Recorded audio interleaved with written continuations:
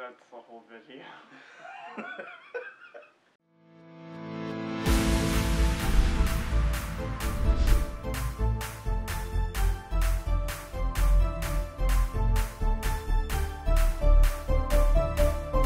What's up, you disgusting yet beautiful mongrels? Welcome to Savepoint. This is a show where we talk about video game news, whatever's going on in the world of video games. And we debase you all episode long. Yes. My name is Ryan. I'm Nick. I'm Greg. And so we got some news about these filthy game specs. Yes, filthy specs on. Well, we're talking about the storage details here for the Nintendo Switch. Mm-hmm. So we found out 32 gigabytes internal. We've been knowing that for the minute, but now we have an idea of what the size of the games are going to be, and if you download them on digital, how soon you're going to need a memory card. Spoiler alert, it's very soon. Yes, it's immediately. It's going to be like flashing lights, and Ryan's going to have like a robot on the screen. It's going to be shooting lasers saying spoiler alert. Right here. Listen, we live in an age where video games have 20 gigabyte texture packs. Oh, I'm sorry, 50 gigabyte texture packs. So there's this Dynasty Warrior Probably game not for that. That is basically going to fill the entire console. Right. So, here's the thing. It's 2 games. So, I guess you got to give it credit for that. But it's still 32 gigabytes. So, it tells you need external storage because it'll take up. You can't even install it even if you have nothing else on it. So it's Grand Theft Auto's you? Yeah, that's Dragon Quest Heroes 1 and 2. Mm-hmm. But we also got Mario Kart 8 Deluxe is going to be 7 gigs, and some of these other games I've never heard of. Breath of the Wild is 16. So you're going to need that storage immediately. And it's a good thing it's cheap. I mean, you know, those micro SD cards aren't terribly expensive. Right. I just think that if you're not getting a memory card right off the gate, you're probably shortchanging yourself as far as the experience goes. Yeah, absolutely. And by the time the console comes out, there's going to be all sorts of deals on memory cards because they know you're going to be buying them. I mean, what they did right here was they used a very common form of memory. Using SD is probably the best thing they could have done. And they skipped the failing of what PS Vita did, where you had to get like the memory stick duos or whatever, like something it was very proprietary. Ever used for that one thing. It was incredibly small though, amazing piece of technology. It's like the size of your thumbnail, and somehow you can put gigs of memory on it. And also at the same time, here's another important distinction. I feel like on Xbox One and PS4, you're almost always having to install your games. Now, the Nintendo Switch, these are usually cartridge-based games here, so I don't think there's any requirement to install them. This is really only an issue if you're downloading your games as digital. So, but 32 gigabytes is still kind of small in the storage, I think. No, it's incredibly small. I mean, you can fill that. What can you do with that? My phone has more memory than that. That's what I'm saying. They're literally phones with more storage. I think they could have at least done 100 or 200. I think they could have. The price would have been higher, but yeah, they could have done it. Yeah. I think it would have been at least they give you the option to expand it. That's they could have been much worse. Right. They won't put you in the Apple pigeonhole. I mean, if that was a 32 and you couldn't expand it, it would be awful. It'd be terribly awful.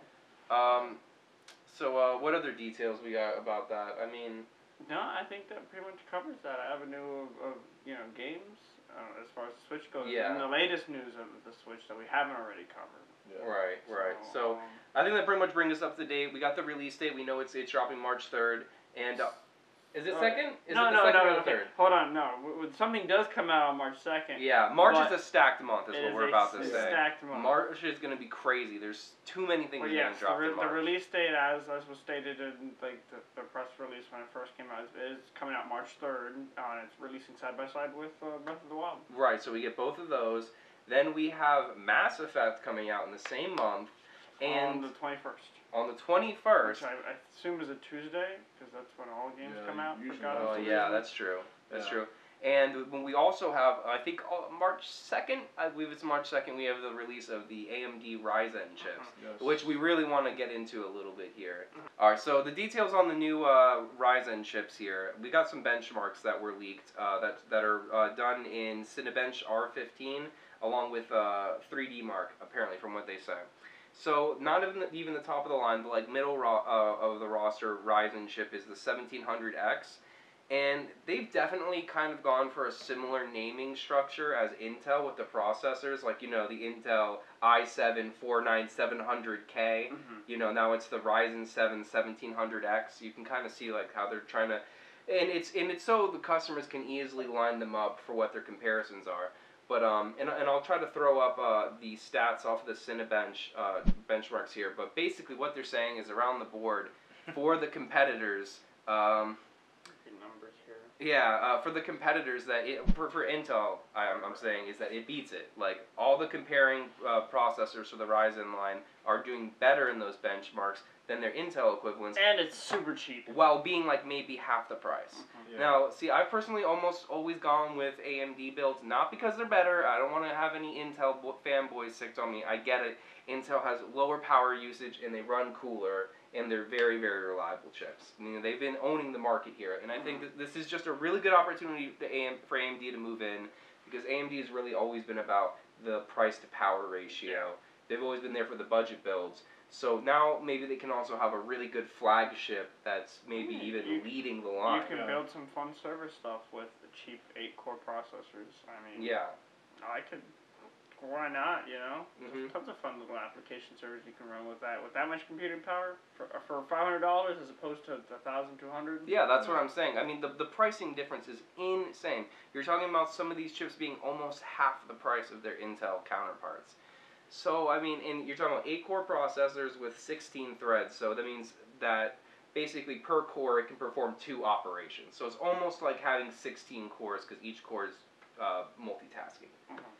It's a very oversimplified explanation, but I am nowhere near... Numbers come in and they come flying engineer. out and magic happens. That's how computers work. Yeah. It's like the Keebler elves. And the more badass it sounds, the more Some powerful it registry is. addresses. The more gigahertz it has, that's usually a good thing too. Mm-hmm. But anyway, I'm hyped to see this, but mostly just because you usually see the prices in the market shoot down when the new big shit lands. And that's what I'm happy for, because that means processor prices are going down. It forces competition. Intel now has to respond in some measure, and hopefully that means cheaper cards for us. Yeah, and that's how it always goes. There's always been an Intel AMD pissing match, and I try to tell people how important that is. There needs to be competition there. Yeah. You know, I don't know, that's my 5 cents on it. I agree. Greg here might be doing a build with the Ryzen chips. This man's trying to go full fucking PC master race. Yeah, he's trying to go like the Fuhrer of the PC master race. First time going through this process, so it should be interesting. Yeah, and maybe even doing the, I don't know, I'm thinking like the 480X would be a really good graphics card for you. If you're going to do the AMD processor, you know, it's good to have them matched. Yeah. Is Intel, NVIDIA, AMD, AMD. Yeah, there's weird combos, but those, we don't talk about those. Those are like... I've had people tell me that they have those, like, they're like Frankensteins when they're put together there, because there's like just like a common architecture between like NVIDIA chips. They're built on the same platform, I guess, as Intel cards. Yeah. And AMD, obviously, you know, they make their own cards, so it's weird to have an AMD processor with an NVIDIA graphics card. I'm sorry, it's just not how it's supposed to be. Anyway. So what else do we want to talk about? What's going on else in the news of the world of the video games? I think that pretty much covers it for everything that's going on. So I mean, the fact that Horizon Zero Dawn's coming out. That's also in March, super stacked. Yeah. We got the thing going on with Overwatch where they're teasing like another character. Can we just talk for a second about how rabid of a fan base Overwatch has? Yeah, where did that come from? I don't know, dude. It's Blizzard, man. They're somehow really good at doing this, about getting people really invested in their games, and they do it with really good art direction and kind of like teasing things in the background. Like when they come out with these new characters were like it's like a social media concept art. Yeah, it's like a social media frenzy. Like it's an Easter egg hunt. They do all their they do a hella Easter egg hunt. They didn't do one for this one so much, but like for Sombra there was like ridiculous amount of like. Well, it's there, and I'll try to throw up some of these images here where they're saying that the new character that they're gonna be adding to this game is like 11-year-old African girl. Well, yeah, it's created by this 11-year-old girl named Effie. Ola, I'm gonna butcher it because I don't have it in front of me. I think that's it. And they're saying that they think she created this like spider tank thing that looks like one of the tanks from Ghost in the Shell. Like, with like it's like a quadrupedal 4-legged tank thing, and they think that that's going to be the new character in the game. So I mean that'd be interesting. They're going to put a tank as a playable character. Yeah, that'd be ironic if he was like a healing character, like a support character, and not like an actual tank. I really think the real story is how invested people are in Overwatch, though. I mean, it's absolutely crazy. I haven't even played it yet. That's to my great shame. It's okay. I had fun with it. I had fun with it while I did. But so it didn't suck you in like it sucks other people in? Not really. You play the same maps over and over again, and eventually you're just like, eh. I think it has a lot to do with like if you have people to play with, it makes it more fun. But True, that's any game. It's like that with For Honor right now. Yeah, I'm like, starting to get to that point too. I'm like, well, these maps, it's the same maps, man. I need something different. Unless you're like next to it, unless you're playing with other people, then it's really just like the same experience over and over again. It's kind of gets stale. Oh yeah, absolutely. Fix this. Yes, the thing is that these games need to you need to feel like you're working towards something. That's always the problem. Yeah. And I've seen that you can get really good gear in For Honor, like that gives you really good revenge duration and recovery time. But I don't really feel anything pushing me forward in the game. The faction battle doesn't really mean anything to me. Yeah. I don't know. Because especially since you can literally change your faction every season or so. Yeah. So it's really you're only a part of that team for that season, and then you get traded, or you can whatever. It seems like the game really wants you to go for trying to be on the leaderboard. And that's all the news that's happening in games? Yeah, it's been kind of a slow week overall, honestly. Yeah. Nothing really groundbreaking coming out. We know that March is stacked. We're getting hella releases, and that's kind of where we're at right now. It's just kind of waiting for March to get here. Oh, man, we didn't even talk about the Battlefield DLC, and now we got to decide if we're going to get that. Should we get the DLC? So, somebody tell me in the comments if the Battlefield 1 DLC pack is It's Russia, isn't it? Or is Australia? They're adding the French army with the They Shall Not Pass DLC. It's the first one to come out. And then they're adding in the Russian army. So, if you get the DLC, you're going to get the Russians eventually. They got new weapons. I think they're adding a new map.